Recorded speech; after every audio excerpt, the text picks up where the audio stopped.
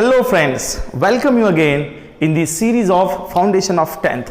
बच्चों देखो, हम लोग ना एक लेक्चर में एक ही कॉन्सेप्ट को क्लियर करें ताकि आपको भी मजा आएगा और आपको इंटरेस्ट आएगा।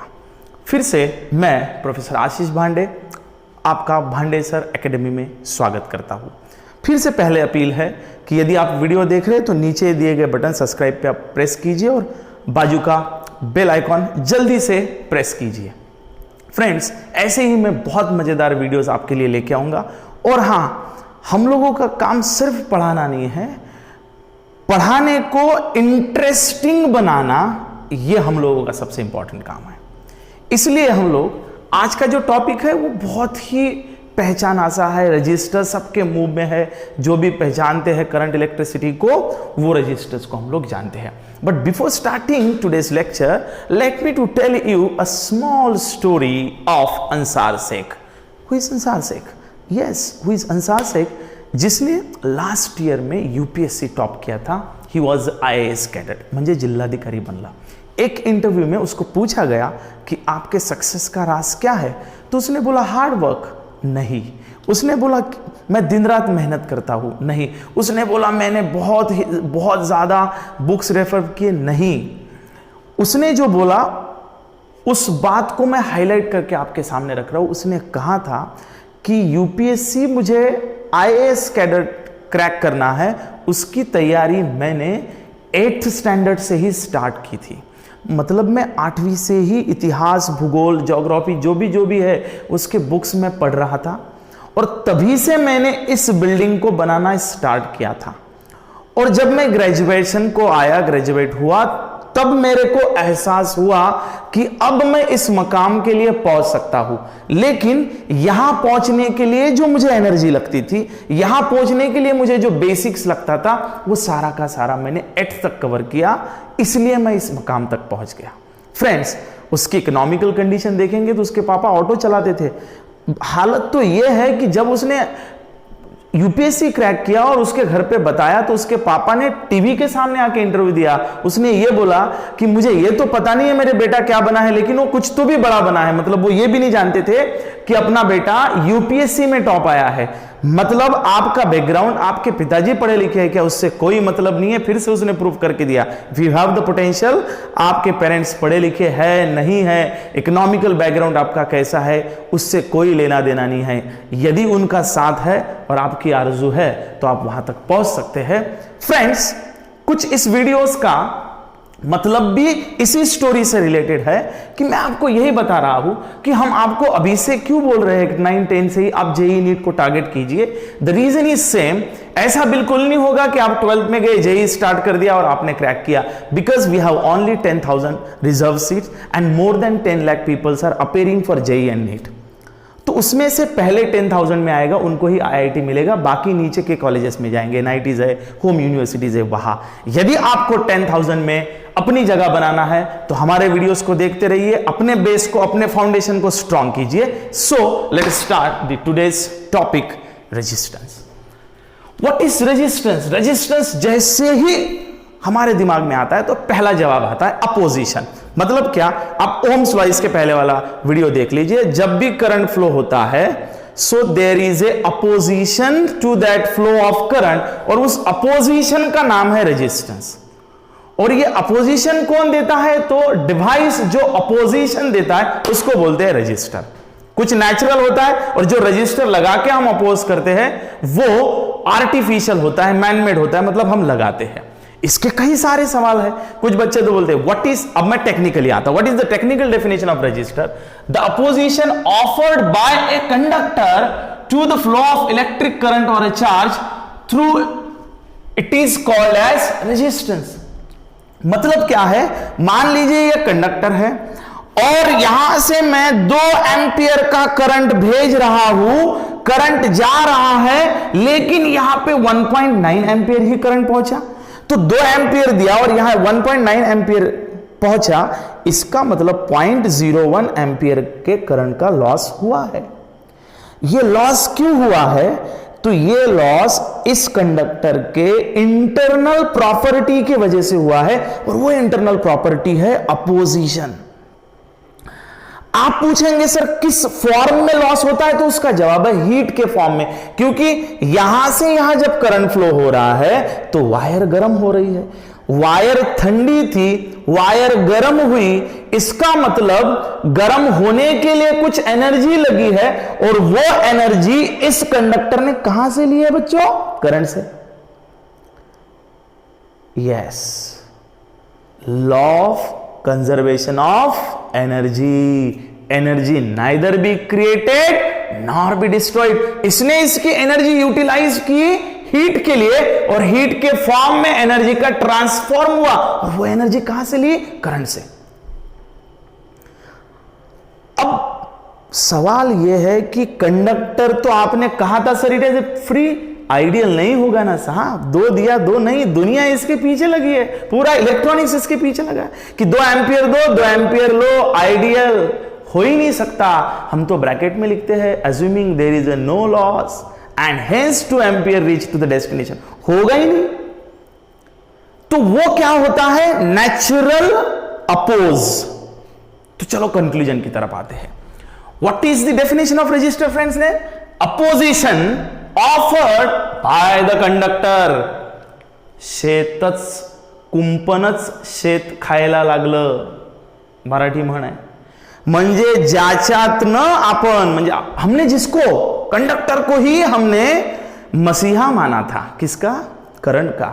और हमने बोला था भाई तेरे पे पूरा भरोसा है, चल ये ले मेरा करंट और वहां तक लेके जा। उसने बोला मेरा भी लगान है, मेरा भी टोल है, और मैं तो कहूंगा कि ये टोल है किसका? कंडक्टर का। यदि आप कंडक्टर को यूज करना चाहते हो तो उसका टोल देना पड़ेगा। तो यहां से यहां तक, यहां से यहां तक कितना टोल है? 0.01 बराबर है। तो आपने बोला यस। फिर हमारे सामने सवाल है अफोर्डेबल है क्या? इसीलिए तो फिर हम लोगों के पास अलग अलग कंडक्टर की क्वालिटी है ना। अब देखो कितना बढ़िया एग्जाम्पल है की हमारे पास 3 वायर रखे, एक तांब्याची आहे, एक स्टीलची आणि एक लोखंडाची, अशा 3 वायर्स आपल्या समोर ठेवलेत, बरोबर है। तो आप किस आधार पे सिलेक्ट करोगे? आप बोलोगे जिसका रेजिस्टेंस कम से कम है उस कंडक्टर में से मैं मेरा करंट भेजना चाहता हूं। Energy is convert into the force and force come out the स्पेक्ट। सेम लॉ, कंडक्टर में से करंट फ्लो रहा है, मेरे पास 3 वायर के ऑप्शन थे, तो मैंने बोला नहीं मैं मेटल से भेजना चाहता हूं। तो क्यों? क्योंकि उसका अपोजिशन बहुत कम है, मतलब जहां आपको टोल कम देना पड़े, हम भी तो उसी रोड से जाते हैं, वही रोड हमने यहां चूज किया है। सर मेरा दूसरा सवाल आपसे है, अब आपको टेक्निकल डेफिनेशन समझ में आ गई है, और इट इज मेजर्ड इन, पहले मैं ये बता देता हूं, चलो टेक्निकल टर्म्स क्लियर करता हूं। रजिस्टर को मेजर किस में करते हैं? Ohms, by the name of scientist, and it is denoted by असर। This is the sign. Okay fine. अब फिर से मैं अपने एग्जांपल पे आता हूं। देखो अब मुझे बताओ, आपको अमरावती से निकलना है और नागपुर जाना है, तो 3 बार टोल देना पड़ेगा। 1 2 3, नांदगांव पे, और बीच में और एक है, और एक कोंढाली पे, 3 बार। 3 की एडिशन करो, 300 रुपए देना पड़ेगा मतलब। और आप बोलेंगे सर मेरे को त्यूसा ही जाना है, तो सिर्फ आपको नांदगांव का टोल देना पड़ेगा एक ही बार। मतलब कहीं ना कहीं जितना लंबे रोड से आप जाओगे उतना ज्यादा टोल देना पड़ेगा। फिर आप पूछते हो factors which are affecting to the resistance is same. पहला है लेंथ ऑफ कंडक्टर। क्या बात है, मतलब सिंपल सी बात है, यदि इतना वायर है यहां से यहां जाएगा तो ये कितना अपोज करेगा? डेफिनेटली कम करेगा। और मेरा वायर यहां से चालू हो रहा है वो दीवार तक है, तो यहां से यहां इससे ज्यादा करेगा। तो जैसे जैसे लेंथ बढ़ेगा वैसे वैसे उसका रेजिस्टेंस भी बढ़ेगा।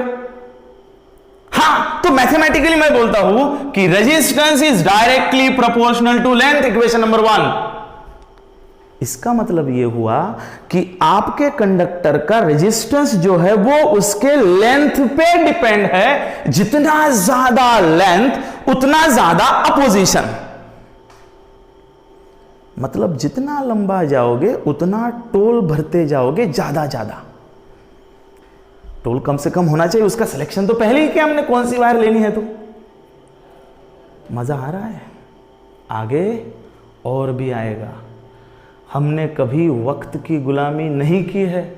हम कल भी नवाब थे और आज भी नवाब है। दूसरा है एरिया ऑफ क्रॉस सेक्शन। ये तो बहुत बेहतरीन है।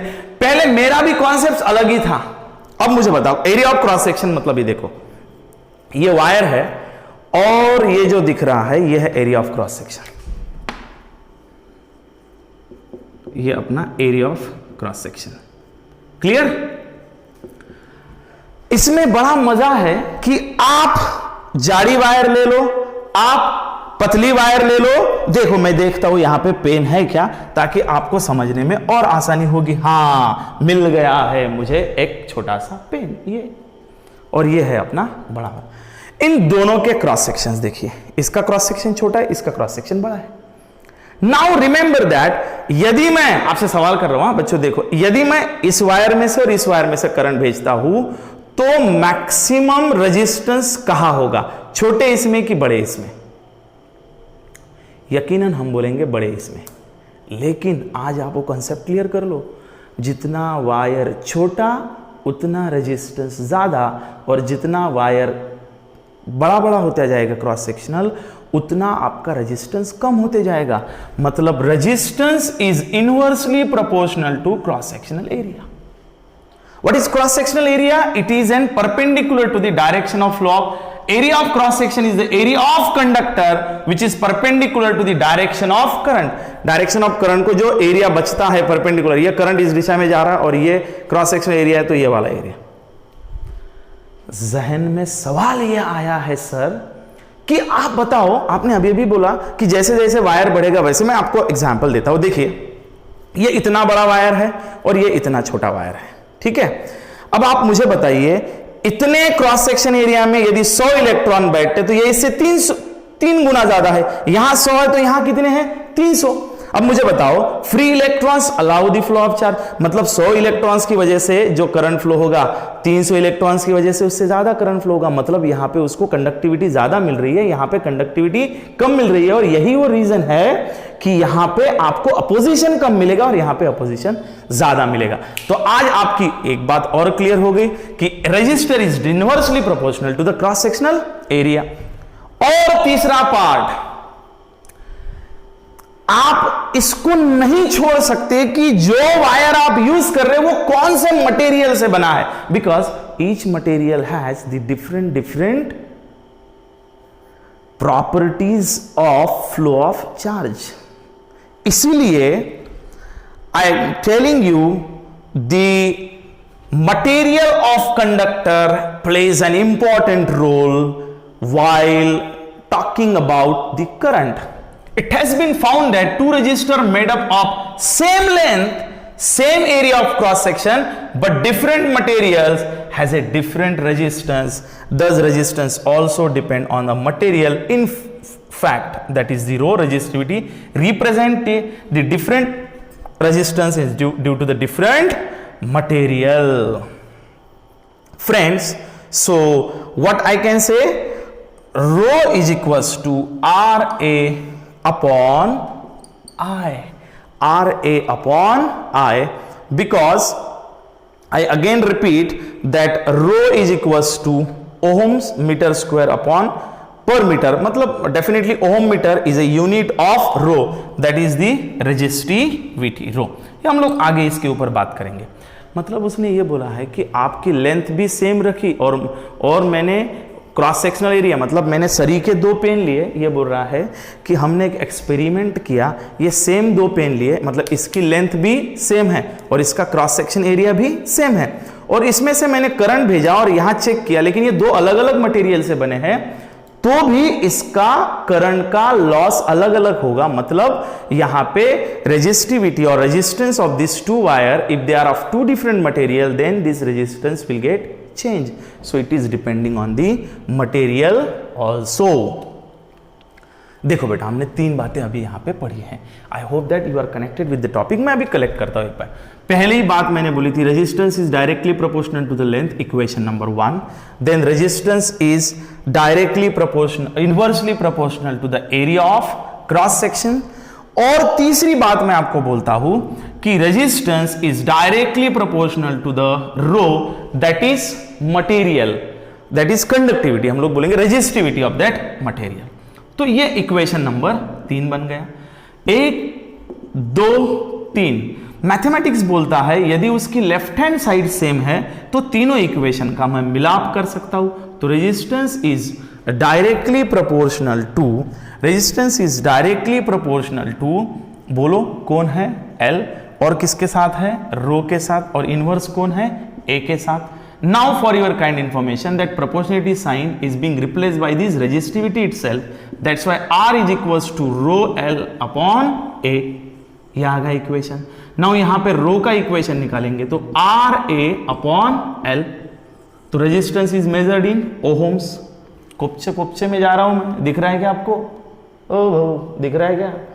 रो resistance measured in ohm, area length into width metre square, L metre metre get cancel, so rho is equals to ohms metre. Oh my god, मैंने यहां पे आपको सीधा बताया था रो ऐसा ऐसा है। आप बोलेंगे सर ये तो समझ लो नहीं, इसलिए पूरा का पूरा मैंने यहां पे डिराइव करके दिया है। समझ में आया? बढ़िया है। Now next is resistivity. फिर से मैं बोल रहा हूं व्हाट इज रेजिस्टिविटी? सर कुछ भी नहीं दिख रहा है, अभी क्लीन करो ना इसको। हाउ ना बाबा, क्लीन तो कर रहा हूं। देखो अभी मैं देख रहा हूं ना, जैसे मैंने बोर्ड क्लीन करने के लिए आया है, धड़ल्ले से स्क्रीन को ऑफ कर दिया और ऊपर से स्क्रॉल बार नीचे किया और चेक कर रहे हो व्हाट्सएप में जाके उसका जवाब आया क्या? कोई जवाब नहीं आएगा। इधर देखो, उस जवाब में रहोगे तो आपका फ्यूचर जवाब दे देगा। देखो इधर, what is resistivity? Resistivity of material is the resistance of wire made that of material of unit length and unit area of cross section. Resistivity मतलब क्या? जो मटेरियल से वो वायर बना होगा उस मटेरियल की अपोज करने की कैपेसिटी, उसको बोलते हैं हम लोग रेजिस्टिविटी ऑफ दैट मटेरियल। मतलब क्रॉस सेक्शनल एरिया ऑल्सो 1 और length will be 1 by 1 case में हम लोग रेजिस्टिविटी निकालेंगे। एग्जाम्पल के लिए वो जितना अपोज करेगा वो रेजिस्टिविटी होगा। अब सबसे इंपॉर्टेंट बात है, temperature is an most dominant parameter of resistance. सबसे बेकार चीज क्या है? तो टेम्परेचर ही है, समझ लेना। सब इस पे इफेक्ट करेगा टेम्परेचर। टेम्परेचर तो बड़ी बड़ी चीजों को अपना बिगाड़ देगा। टेम्परेचर कांस्टेंट रहेगा तो सारी चीजें चलेगी, टेम्परेचर बढ़ेगा तो आदमी का भी पसीना निकलता है। हमको भी अभी इन दिनों कूलर या एसी चलाना पड़ रहा है, हम भी बहुत मेहनत देख रहे हैं, because we are not keeping the temperature of this constant. आप देख रहे हैं, ये देखो पसीना आ रहा है, फैन भी नहीं लगा सकते। क्यों? क्योंकि आपको वॉइस क्वालिटी अच्छी मिलनी चाहिए, इसलिए हम इसको बंद करके आपके साथ काम कर रहे हैं। मतलब our body is absorbing that temperature. हम कोशिश कर रहे हैं कि आपको अच्छी क्वालिटी मिले, इसलिए हमको थोड़ी गर्मी हुई तो भी चलता, लेकिन अपने डिवाइस को नहीं चलेगा। अपने डिवाइस को गर्मी हुई कि करंट बढ़ा, क्योंकि गर्मी हुई कि इलेक्ट्रॉन्स होल के बॉन्ड ब्रेक होते, इलेक्ट्रॉन फ्री होता, धड़ धड़ धड़ धड़ धड़ धड़ धड़ करंट स्टार्ट फ्लोइंग। तो इसलिए temperature with rise temperature the resistance of metal is increases. Sir temperature वाढल्यामुळे कसं काय करंट वाढतो? आगे इसके ऊपर स्पेशल वीडियो, अभी बात नहीं करेंगे। Decreases with decrease in temperature, direct में है तो, but there is a certain alloy like nichrome, magnetic, those resistance vary negligibly with reference to temperature. Manganin and nichrome याचे नाव लक्षात ठेवा। हे दोन असे मटेरियल आहे की ज्याच्यावरती टेम्परेचरचा फार जास्त फरक पडत नहीं। ये दो जो वीडियोस थे, हाँ रजिस्टर के बारे में अभी मैंने सिर्फ रजिस्टर क्या है, इसके बाद में इसकी colour coding of resistance, colour code के हिसाब से उसका रेजिस्टेंस हम निकालते हैं, वो 11 का पार्ट है। 11 के इसमें डिटेल देखेंगे। अभी फाउंडेशन के लिए रजिस्टर को हम समझ पा रहे हैं, और आप अपने बॉडी का भी रेजिस्टेंस बढ़ाओ इस वीडियो के साथ, ताकि आने वाले चैलेंजेस को आप लोग एक्सेप्ट कर सको। रेजिस्टेंस पावर आपके बॉडी का बढ़ाओ, और वो रेजिस्टेंस पावर आपको आपके आने वाले फ्यूचर की तरफ लेके जाएगा, और करंट में आपको कोविड-19 से भी बचाएगा। इसके साथ हम लोग इस वीडियो को एंड करते हैं, लेकिन एंड के पहले मेरी आपसे रिक्वेस्ट है कि फिर से इसको अपने चैनल को सब्सक्राइब करो, और हाँ, do not forget to share this video with your friends.